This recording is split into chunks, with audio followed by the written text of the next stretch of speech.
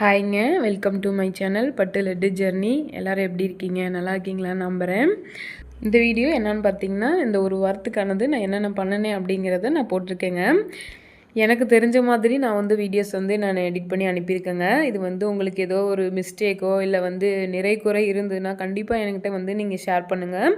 கண்டிப்பாக அதை வந்து நான் திருத்திக்க பார்க்குறேன். நீங்கள் எல்லாருமே என்னோடய குடும்பத்தில் ஒருத்தர் தாங்க. கண்டிப்பாக நீங்கள் சொல்கிறத நான் எதுவுமே நான் நினச்சிக்க மாட்டேன். நீங்கள் எதாக இருந்தாலுமே எனக்கு வந்து மெசேஜ் பண்ணுங்கள். நானும் வந்து இப்போ தான் ஸ்டார்ட் பண்ணியிருக்கேன். உங்களுடைய சப்போர்ட் எனக்கு கண்டிப்பாக வேணுங்க.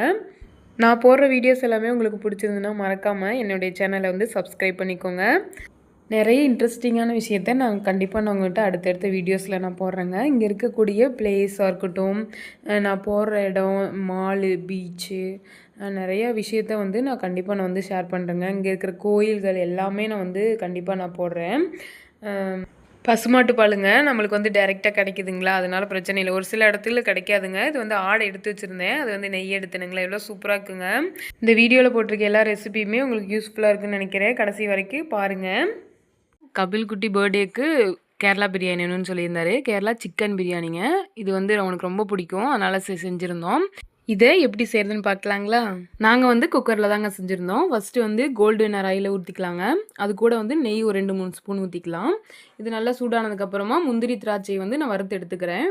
பெரிய வெங்காயத்துக்கு பார்த்தீங்களா 2-3 லேயர் மேலே வரும் இல்லைங்களா, அது வந்து தனியாக உதிரியாக இருக்கணும், அந்த மாதிரி எடுத்துக்கலாம். நடு சைடு வந்து நம்ம தாளிக்கும் போது வச்சுக்கலாம். இந்த வெங்காயத்தை வந்து நல்லா வந்து கோல்டன் கலர், இந்த மாதிரி ப்ரௌன் கலர் நல்லா மாறி வரணும்.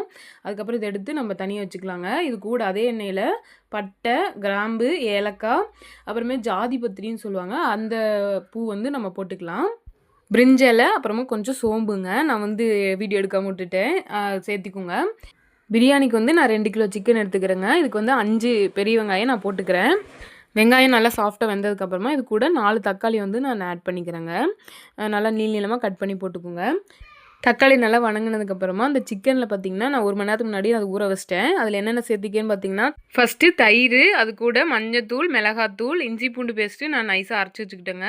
கொத்தமல்லி, புதினா தழை, அது கூட வந்து பச்சை மிளகாய் நம்ம காற்றுக்கு ஏற்ற மாதிரி சேர்த்திக்கலாம். அது 3ஐயும் வந்து நல்லா இடித்து எடுத்துக்கணுங்க. நம்ம வந்து மிக்சியில் அரைக்க வேண்டாம், நம்ம இடித்து தான் எடுத்துக்கணும். இது கூட பார்த்திங்கன்னா இஞ்சி பூண்டு பேஸ்ட்டு சேர்த்துவாங்க. நான் வந்து நைஸாக அரைச்சி எடுத்துக்கிட்டேன்.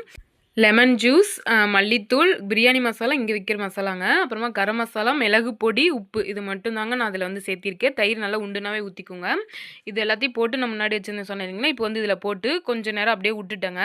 இன்னொரு அடுப்பில் அரிசி வேக வைக்கிறதுக்கான தண்ணி, நான் 5 கிளாஸ் வந்து நான் அரிசி போட்டுக்கிட்டேங்க. அதுக்கான தண்ணி 7.5 கிளாஸ் தண்ணி ஊற்றி நான் வச்சுட்டேன். அது கூட பட்டை, கிராம்பு, ஏலக்காய், பிரிஞ்சலை இது மட்டும் போட்டு கல்லுப்பு கொஞ்சமாக போட்டுக்கோங்களா. அது கூட வந்து அரை லெமனை வந்து புளிஞ்சுக்கிறேன். இது வந்து 3/4 பதம் வெந்தால் போதுங்க சாப்பாடு. நம்ம வந்து சிக்கன் அதே மாதிரி அரை வேக்காடு வெந்தால் போதும். சிக்கன் மேலேயே நம்ம சாப்பாடு வந்து கொஞ்சம் வச்சுக்கலாங்க. அதுக்கு மேலே வெங்காயம், முந்திரி, திராட்சை வந்து தூவி விட்டுக்கலாம். அதுக்கு மேலே மல்லித்தலை, அப்புறமா அது கூட பிரியாணி மசாலா வந்து சும்மா ஃப்ளேவருக்காக லைட்டாக போட்டுக்கலாங்க. அதுக்கு மேலே சாப்பாடு, மறுபடியும் வெங்காயம், திராட்சை, முந்திரி இதெல்லாம் போட்டு மறுபடியும் அதே மாதிரி சேம்ங்க. நம்ம 2 லேயர் லாஸ்ட்டாக மேல் லேயரில் இதே மாதிரி மறுபடியும் அதே மாதிரி வெங்காயம் இதெல்லாமே போட்டு ஃபைனலாக நம்ம வந்து குக்கர் போட்டு மூடி வச்சிடலாங்க. தம் கட்டி இதாகும் வரும் பார்த்தீங்களா, சவுண்டு கேட்கும்ல, அந்த டைமில் வந்து நான் வந்து அடியில் இரும்பு கல் வச்சிடறேனுங்க. அதே மாதிரி இது விசில் வர தேவையில்லை. நம்ம அந்த விசில் வர டைமில் அந்த ஒரு மாதிரி சவுண்டு வரும் இல்லைங்களா, அதில் ஆஃப் பண்ணால் போதும். எனக்கு அந்த சிக்கன் பெரட்டும் போதே பார்த்தீங்கன்னா அதோட வாசம் வந்துச்சு பார்த்தீங்களா, அப்போவே நான் எப்படா செஞ்சு முடிப்பேன் சாப்பிடலானே அவ்வளோ ஆவலாக அவ்வளோ எனக்கு வெயிட் பண்ணிகிட்டு இருந்தேனுங்க. வந்து நல்லா அந்த விசில் வந்து அடங்கினதுக்கப்புறமா அந்த திறக்கும் போது வந்தது பாருங்க வாசம், அடப்பா, நல்லா சிக்கன் நல்லா சாஃப்டாக வந்துக்குச்சு. சாப்பாடு எதுவுமே ஆகலை, அடியில் அடி பிடிக்கவும் இல்லைங்க, நல்லா சூப்பராக இருந்துச்சு. அடி போலிங்க. கண்டிப்பாக அதை ட்ரை பண்ணி பார்த்துட்டு கமெண்ட் பாக்ஸில் கமெண்ட் பண்ணுங்கள், லைக் பண்ணுங்கள், ஷேர் பண்ணுங்கள், மறக்காமல் சப்ஸ்கிரைப் பண்ணிடுங்க. சரிங்க, நம்ம நாளைக்கு ஒரு வீடியோவில் பார்க்கலாங்களா? பாய். ஹாய்ங்க, குழந்தைங்களுக்குலாம் இது வந்து கொடுத்தோம்னா உடனே வந்து சளி, இரும்பல் எல்லாமே சரியாயிருங்க. என் குழந்தைங்களுக்கு அடிக்கடி நான் இதை தாங்க செஞ்சு கொடுப்பேன். என்னென்னு பார்க்குறீங்களா, தேங்காய் பாலுங்க. தேங்காய் பால் கொடுக்கும்போது ரொம்பவே நல்லதும் கூட. வாய்ப்புண்ணுலாம் இருக்குது பார்த்தீங்களா, அவங்களும் அது வந்து சாப்பிடும்போது உடனே சரியாயிடுங்க. கண்டிப்பாக அது வந்து சாப்பிட்டு பாருங்கள். தேங்காய் பால் எப்படி செய்யுதுன்னு பார்க்கலாங்களா? அதுக்கு முன்னாடி என்னுடைய சேனலை சப்ஸ்கிரைப் பண்ணாதீங்க, சப்ஸ்கிரைப் பண்ணிக்கோங்க. பெல் ஐக்கானை கிளிக் பண்ணுங்கள். அப்போ தான் நான் போடுற வீடியோஸ் எல்லாமே நோட்டிஃபிகேஷனில் வருங்க. எப்படி செய்யுதுன்னு பார்க்கலாங்களா? நான் வந்து 2 மூடி தேங்காய் எடுத்துக்கிட்டேங்க. நான் வந்து திருவிட்டு அது கூட வந்து பார்த்திங்கன்னா மிக்சி ஜாரில் கிராம்பு, மிளகு, ஏலக்காய், சுக்கு வந்து நான் தட்டி போட்டுக்கிறேங்க. மிக்சியில் ஓடுமா என்னன்னு தெரியல, நான் வந்து எப்பயுமே தட்டி போட்டுக்குவேன். இது கூட பார்த்திங்கன்னா திப்பிலிங்க, ரொம்ப போட்டுறக்கூடாது, கொஞ்சமாக போதும். அதே மாதிரி இந்த மிளகுலாம் போட்டு பார்த்தீங்களா, நான் குழந்தைங்களுக்கு தரதுனால 2 கிராம்பு 4-5 மிளகு அவ்வளோதாங்க சேர்த்திக்கிட்டேன். பெரியவங்களுக்குனால கொஞ்சம் சேர்த்தி போட்டுக்கோங்க. தேங்காய் பால் எடுக்கிறதுக்காக 2 தடவை மட்டும் தண்ணி ஊற்றி அரைச்சா மட்டும் போதுங்க. அதுக்கு மேலே நம்ம வந்து மறுபடியும் அரைக்க வேண்டாம். கூட வந்து பார்த்திங்கன்னா நான் இனிப்புக்கு கருப்பட்டி சேர்த்திக்கிறேங்க. கருப்பட்டி வந்து அம்மா ஊர்லேருந்து வாங்கி கொடுத்தாங்க. நான் வந்து வச்சுருப்பேன். குழந்தைங்களுக்காக மட்டும் நான் அதை வந்து எடுத்து நான் யூஸ் பண்ணிக்குவேன். கருப்பட்டி இல்லாதவங்க பனங்கல்கண்டு வந்து அதை போடுவாங்க. இல்லாட்டி வந்து நாட்டு சக்கரை கூட நீங்கள் யூஸ் பண்ணிக்கோங்க. இது ரொம்ப நல்லதுங்க. கருப்பட்டி நல்லா நுணுக்கி எடுத்துக்கலாமுங்க. இது கூட பார்த்திங்கன்னா அந்த பால் வந்து நான் புழிஞ்சிக்கிறேன். அதுக்கப்புறமா கடைசியாக ஒருக்க நீங்கள் வந்து வடிகட்டிக்கோங்க. ஏன்னா அந்த கருப்பட்டியில் வந்து ஒரு கசடுலாம் இருக்கும். அதே மாதிரி தேங்காய் பால் இதுவும் வந்து அண்டி இருக்கும். மறுபடியும் ஒருக்க நீங்கள் வந்து வடிகட்டி எடுத்துக்கோங்க. இப்போ இந்த பாலை வந்து லைட்டாக அடுப்பில் வச்சு சூடு பண்ணிக்கலாங்க. ரொம்ப வந்து சூடு பண்ணிட வேண்டாம். ஏன்னா அது திரிஞ்சிரும். லைட்டாக கை பொறுக்கிற அளவுக்கு இருந்தால் மட்டும் போதும். ஆஃப் பண்ணிக்கோங்க. இது வந்து தோசைக்கு, இடியாப்பம் இல்லாட்டி வந்து சந்தகம் தெரியுங்களா, அதுக்கு வந்து ரொம்ப சூப்பராக இருக்கும். இந்த சுக்கு மிளகெல்லாம் கூட சேர்த்தாம வெறும் ஏலக்காய் மட்டும் போட்டு அரைச்சி அது கூட நம்ம எடுத்துக்கலாம். சூப்பராக இருக்குங்க. எனக்கு ரொம்ப பிடிக்கும். நான் வந்து தோசைக்கு எடுத்துக்கிட்டேங்க. நாங்கள் எல்லாருமே வந்து நைட்டுக்கு இது தாங்க எடுத்துக்கிட்டோம். எக்ஸ்ட்ரா இருந்த பாலை குட்டீஸ்க்கே வந்து டம்ளரில் ஊற்றி கொடுத்தேங்க, குடிச்சிட்டாங்க. இது போல் உங்கள் வீட்லேயும் குழந்தைங்க இருந்தாங்கன்னா இது கொடுத்து பாருங்கள். கண்டிப்பாக சளி சரியாயிடும். நேற்று வந்து சண்டேங்களா பீச்சுக்கு போகலான்னு போயிருந்தேங்க. எல்லாம் வீட்டில் தான் இருந்தோம். சரி தம்பிங்களை கூட்டிகிட்டு போகலான்ட்டுங்க. நல்லா சூப்பராக இருந்துச்சு.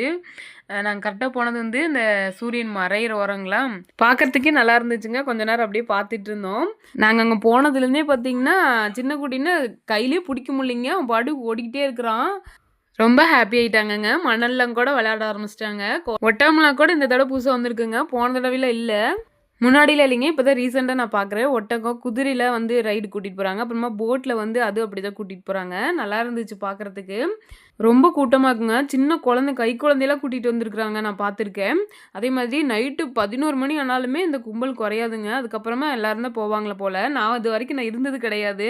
வந்ததுக்கு ஐஸ்கிரீம் சாப்பிட்டுங்க. அப்படியே ட்ரெயினில் ஒரு ரவுண்டு போயிட்டு அப்படியே போகிற வழியில் சேவ்பூரி பேல்பூரி கேட்டிருந்தாங்க, வாங்கி சாப்பிட்டுட்டு டேஸ்டியான ஒரு டிஷ் தாங்க பார்க்க போகிறீங்க. என்னென்னு பார்க்குறீங்களா? இந்த கிரேவி வந்து சப்பாத்தி தோசைக்கெல்லாமே சூப்பராக இருக்குங்க. ஒன் டைம் இதை செஞ்சு பாருங்கள். திரும்ப திரும்ப இதை செஞ்சு சாப்பிடணும் உங்களுக்கே தோணும். இது எப்படி செய்யுதுன்னு பார்க்கலாங்களா? அதுக்கு முன்னாடி என்னோட சேனலை சப்ஸ்கிரைப் பண்ணாதீங்க, சப்ஸ்கிரைப் பண்ணிட்டு வாங்க. ஃபஸ்ட்டு வந்து பன்னீர் வந்து நான் 250 கிராம் எடுத்துக்கிட்டேங்க. இதுக்கு வந்து வெங்காயம் நம்மளுக்கு கிரேவி எவ்வளோ வேணுமோ அதுக்கு தகுந்த மாதிரி வெங்காயம் எடுத்துக்கோங்க. நான் வந்து 3 வெங்காயம் எடுத்துக்கிட்டேங்க, பெரிய வெங்காயம். நல்லா பொடியாக கட் பண்ணி எடுத்துக்கோங்க வெங்காயத்தை. ஃபஸ்ட்டு வந்து வடச்சட்டியில் எண்ணெய் ஊற்றி வரமிளகாத்தூள், மஞ்சத்தூள், உப்புங்க 3ஐயும் மட்டும் போட்டுட்டு அந்த பன்னீர் நம்ம எடுத்து வச்சிருந்த பன்னீரை இதில் போட்டு ஒரு லைட்டாக ஒரு பரட்டு பரட்டுனா போதும்.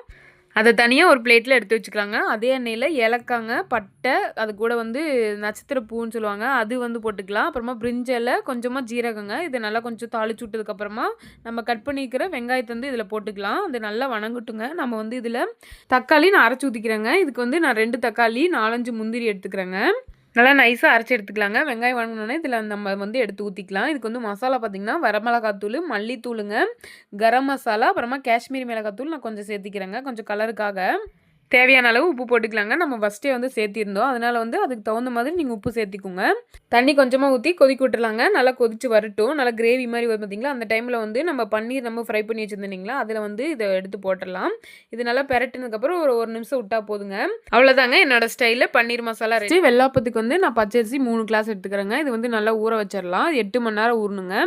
இதை நல்லா கழுவிட்டு தண்ணி நல்லா வடித்ததுக்கப்புறமா ஒரு மூடி தேங்காய் வந்து நம்ம இதில் திருவி நம்ம சேர்த்திக்கலாங்க. இது கூட பார்த்திங்கன்னா சாதம் வந்து நம்ம செஞ்சுருப்போம் பார்த்திங்களா மதியமாக, அந்த சாதம் வந்து ஒரு கைப்பிடி நான் அதில் போட்டுக்கிறேன். சர்க்கரை வந்து நம்ம 3 ஸ்பூன் போட்டுக்கலாங்க. இதுக்கு தேவையான அளவு உப்பு. இது வந்து நான் அதிகமாக இருக்கிறனால சும்மா ஒரு கலரிக்கிறேன். அரிசி வந்து நீங்கள் கம்மியாக போடுறீங்கன்னா நீங்கள் டைரெக்டாக வந்து ஜாரில் போட்டு அரைச்சிடலாங்க. நான் வந்து அதிகமாக இருக்கிறனால லைட்டாக ஒரு கலரிக்கிறேன். மிக்சியில் நல்லா நைஸாக அரைச்சி எடுத்துக்கிறேங்க. இது வந்து பார்த்திங்கன்னா தோசை இட்லியில் அந்த மாவு கெட்டியாக இருக்கும் பார்த்திங்களா, அந்த மாதிரி கூடாது, ரொம்ப லூஸாக இருக்கணும். நல்லா தண்ணி மாதிரி இப்படி இருக்கணும். அப்போ தான் வந்து நம்ம ஆப்பக்கல்ல ஊற்றும் போது நல்லா அந்த வரும். மாவு வந்து நல்லா கலக்கி விட்டுட்டுங்க நல்லா மூடி வச்சிடலாம். இது வந்து நம்ம 8 மணி நேரம் கழிச்சு பார்த்தோன்னா நல்லா புளிச்சுக்குங்க. அதுக்கப்புறம் நம்ம ஊற்றுனா நல்லா சூப்பராக வருங்க. பச்சரிசி தேங்காய்லாம் போட்டு அரைச்சேன் பார்த்தீங்களா, அதனோட வாசம் சூப்பராக இருந்ததுங்க. அந்த வெள்ளாப்பம் நான் இரும்பு கல்லில் தாங்க நான் சுட்டேன். வெள்ளாப்பம் வேகும் போதே பார்த்தீங்கன்னா நல்ல வாசம் சூப்பராக இருந்ததுங்க. எனக்கு ரொம்ப பிடிக்கும். இது எனக்கோட ஃபேவரட் ஆயிடுச்சு. இதுக்கு தொட்டு சாப்பிட்றதுக்கு பார்த்தீங்கன்னா நான் வந்து சிக்கன் குழம்பு வச்சுருந்தேனுங்க. அவ்வளோதாங்க, கேரளா ஸ்டைல் வெள்ளாப்பம் ரெடிங்க. கண்டிப்பாக ட்ரை பண்ணி பார்த்துட்டு கமெண்ட் பண்ணுங்கள். இந்த வீடியோ பிடிச்சிருந்தா மறக்காமல் லைக் அண்ட் ஷேர் பண்ணிடுங்க. சரிங்க, நம்ம நாளைக்கு ஒரு வீடியோவில் பார்க்கலாங்களா? பாய்.